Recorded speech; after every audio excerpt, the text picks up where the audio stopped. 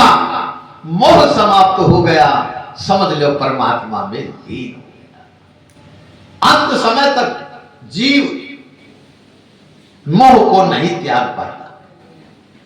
इसलिए कहा है हमें कैसा जीवन जीना चाहिए, हमें कैसी संगति करनी चाहिए।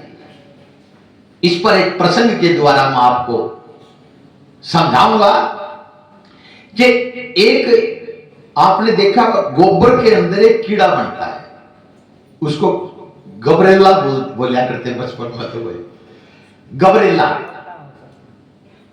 उसकी दोस्ती एक भौरे से होती है। जब भौरे से, सत्संग का प्रभाव बताता हूं क्या होता है। जब भौरे से दोस्ती हो गई तो एक दिन गबरेला ने कहा, भाई तुम मेरे अच्छे मित्र हो, एक दिन मेरे घर भी दावत पे आ जाओ। गबरेला ने भौरे को आमंत्रण किया और जब भौरा उसके घर पहुंचा तो उसने तरह तरह के व्यंजन बनाए।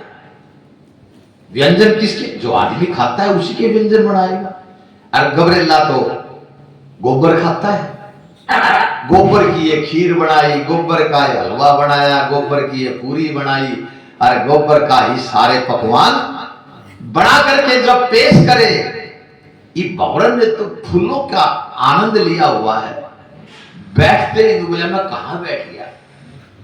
उसको आई बदबू गोबर की सब चीजों। ला भाई मेरा तो आज उपवास है, पैंडा किस तरह छुटा और मित्र को नाराज भी नहीं करना। तू एक काम कर, तू कल मेरे पास आ, संगति का प्रभाव देखना।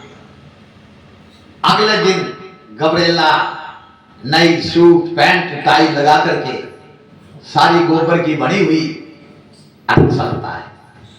और चलते चलते जब भौरे के पास चलता है, जाता है, तो भौरा कभी उसको कमल के फूल में, कभी गुलाब के फूल में, कभी तीसरे फूल में।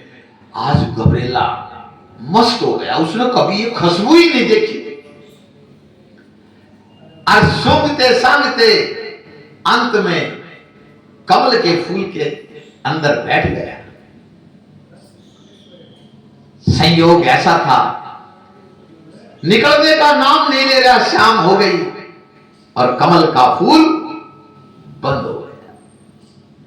अब वो गबरेला उस फूल के अंदर बंद।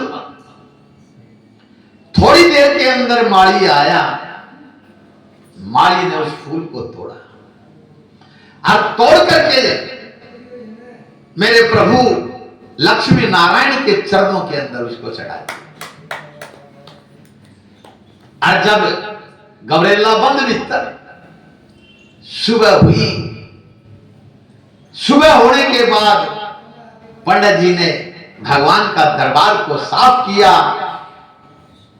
और उस कमल के फूल को वहां से हटा करके गंगा जी में प्रभावित कर दिया। जीव की ये गति, मित्रता हो तो ऐसी हो जो जीते जी इस संसार के सबको आनंदित करने वाले गबरेले को भी तरह तरह के पुष्पों की सुगंध से मस्त किया। और जब मृत्यु हुई तो भगवान के चरणों में हुई और अगले दिन उसकी अस्थि भी गंगा जी के अंदर प्रवाह कर दी। तो संगति करो तो ऐसी करो।